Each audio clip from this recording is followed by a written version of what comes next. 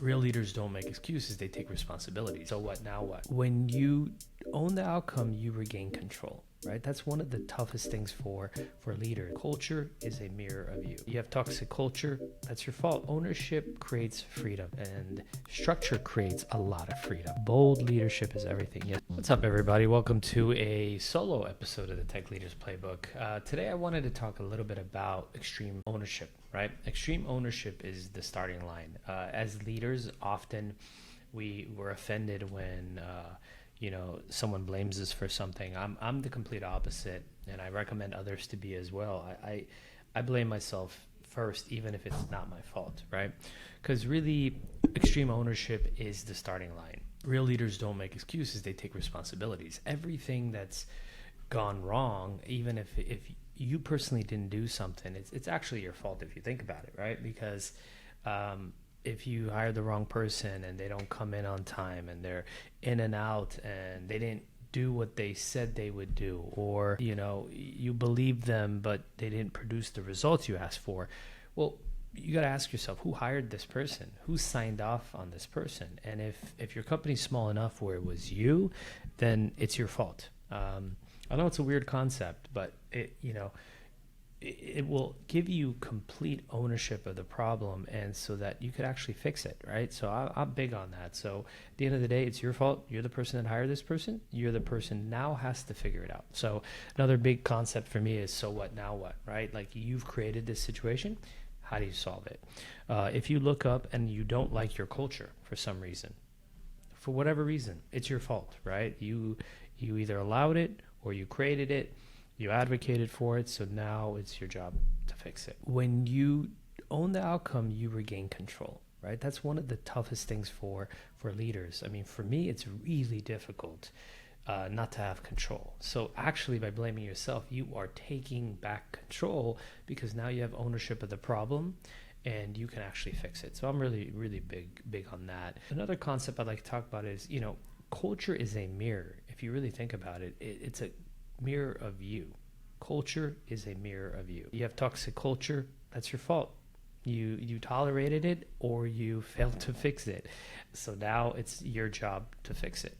Lack of urgency, maybe you didn't model you didn't model urgency. So it's actually your fault. Accountability gaps, your team isn't accountable. That's the standard you either created or you allowed. Again, hopefully you're understanding a trend. Your team reflects the behaviors you reward or ignore. A great person said that. I don't know who it was, but maybe it was me. But really important for you to understand that. And underperformance is leadership neglect. Missed targets, you didn't set the clear path. You didn't give them the right vision. You didn't give them the skills. Maybe there's a skill gap, right? Maybe you hired the wrong person. Maybe it's a poor hire. You chose to hire them, or you chose to let them stay. Again, it's your problem. It's your fault. You hired unmotivated people. You didn't connect them to a purpose. Maybe they were unmotivated. Everybody knows I don't believe in motivating people. I believe in hiring already motivated people and making sure that they remain motivated, making sure that I don't demotivate them by not doing my part, right? That's very important. And for me, every result is a reflection of my leadership, not their laziness. If they're lazy, again, maybe they're not connected to a mission they believe in. Maybe they're not aligned. But how did that happen? Is it because I didn't share that mission, those goals, the vision, or did I hire the wrong people because they looked shiny, or I rushed? Sometimes we're just, as leaders, we need a job done, and so we're settling, right? And then silence is agreement, right? You'll hear this: they never told me. That's an excuse. They never told me. Well, the problem is if leaders were just huffing and puffing, or being a passive aggressive because we didn't say anything to them, again, it's our fault, right? Our job is to very early on start setting not only expectations, but when there's a gap, we need to absolutely address it right away before it's a big deal, and as early as possible. Because think about it, if 9 months later you start giving somebody feedback on something they did day 1, day 2, day 3, then it's very confusing. Like, hey, what changed? I've been doing the same thing for 9 months. What happened? Why don't you like me anymore? Instead of day 3 is like, hey, I noticed that, dress code's a little bit under expectations. We like to have at least a business casual dress code. We want to be professional for all the Zoom meetings or in-person meetings with our clients. And the person might address that and say, I'm sorry, this is how I'm used to dressing, or I'm so sorry, actually, I just moved my luggage hasn't come in. Oh, great, no problem. I'm really glad to hear that. Let's move on. No worries at all. When do you think you'll get it? Excellent. Or maybe you give them a small stipend. Hey, go get some clothes that meet our dress code. But you have to mention it early. If they're a little bit late every day and that matters to you, right? You have to address it. Hey, I've noticed you've been late the last few days. It's really important that you show up on time. Catch it early, talk about it, communicate. Otherwise, you are going to get resentful. You're going to get passive aggressive, and that's not good leadership, right? If you're quiet, they're gonna know that it's okay. Basically, your quietness confirms that it's okay. Whatever I'm doing is okay with you. And then ownership creates freedom. You often hear people don't want structure, and structure creates a lot of freedom, and so does ownership. When you own everything, meaning you as a leader, you're free to change anything. Just think about that concept. If I have no control of my situation because it's not my fault, it's his fault, it's her fault, it's the weather's fault, it's the economy's fault, then you have no control of it, right? Even with macroeconomic situations like recessions and other things, it's not your fault in that case, but that's okay. Take ownership and do something about it, right? And that could mean a pivot in your business. That could mean pivoting the team's time into a different product or a different target, right? So really focus on what can you change, what can you own, and stop waiting for others to fix it. Trust me, no one's going to fix it. You become the force that moves things forward. Responsibility isn't a burden, it's your power source. You're a leader for a reason, right? We chose to be leaders. And if you say, I didn't choose to be a director or VP or CEO, they asked me to step into this role. Well, but you accepted it, right? And if you accepted it, it means you're responsible. So, and, blame is the leadership ceiling.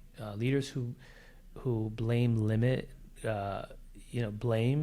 growth, theirs and their teams. Stop blaming and take responsibility. Accountability isn't about guilt. I'm not telling you to feel guilty about the things that are going wrong. I should have done this. I should have done that. No, don't feel guilty. Just do something about it. I really am big on this concept. So what? Now what? So what? I hired the wrong person. Now what do we do? So what? We're in a bad situation because I made a bad decision. What do we do about it? We're in the wrong market. So what? What are we going to do about it? As long as it's someone else's fault, you're giving away your steering wheel. Think about that. You're no longer in control. You're in the back seat with a really bad driver, right? If you're not driving this ship, then who is? Who's steering this ship? Is it the team that you're blaming who isn't good? Or is it yourself so you can do something about it? And remember, guys, your energy sets the tone. Every day, the way you act in the office, whether you're physical office or virtual, you set the tone of how your company feels because they're looking at their leaders to guide them, right? You have low morale in the company. Check your energy. It could be coming from you. All right. Teams burn out and disengage when the leader's attitude becomes the thermostat, right? Don't be a thermometer, be a thermostat. Change the morale, change the temperature of the room. You walk in, the room shifts, better or worse. You have to decide, how do you want it? So when I come in the morning in my office, I hopefully energize my team. Hopefully I energize the office. Hopefully I energize clients, right? Because everybody's dealing with personal stuff. But if you can bring a little bit of energy, not only will you energize them, you energize yourself. So these are very, very, very, very important things that is very underrated. And I've seen leaders actually get defensive when you say, "Hey, this is actually your fault," or you even allude to their kind of part in this problem. And I'm the opposite. I blame myself for things that I'm pretty far from, but no matter what, it is at the end of the day your fault. There's a really great saying as well. They say fish stinks from the head. So if you've got culture issues, look at the top. If you've got issues with vision alignment, mission alignment, hiring, look at yourself. There's something you're doing. And then if you can kind of assess what you've done wrong and where the problem is, the bottleneck, the issue, the challenge, then you can take a step back with a really good leadership team who trusts you and it has the confidence that it's safe for them to share their feedback. Ask them, "Hey, what am I doing wrong, guys?" And they'll say, "What do you mean? What do you mean, what are you doing wrong? Our company's not doing well. We have low morale in the company. We have challenges. We're losing clients. We're losing employees. We're not hiring the people we want. We have a culture of C players. Like, what happened? What part did I play in this?" They will start giving you the feedback if you're very, very piercing with your question. If you give them fluff, they'll give you outs. They'll say, "Oh no, you're doing great. You're a terrific boss. It's not your fault. It's the market. It's the team. But no, guys. But somehow, some way, it's our fault, specifically mine. What did I do wrong? Help me so I can help turn the company around." That's control. That's power. Take your steering wheel back and start driving.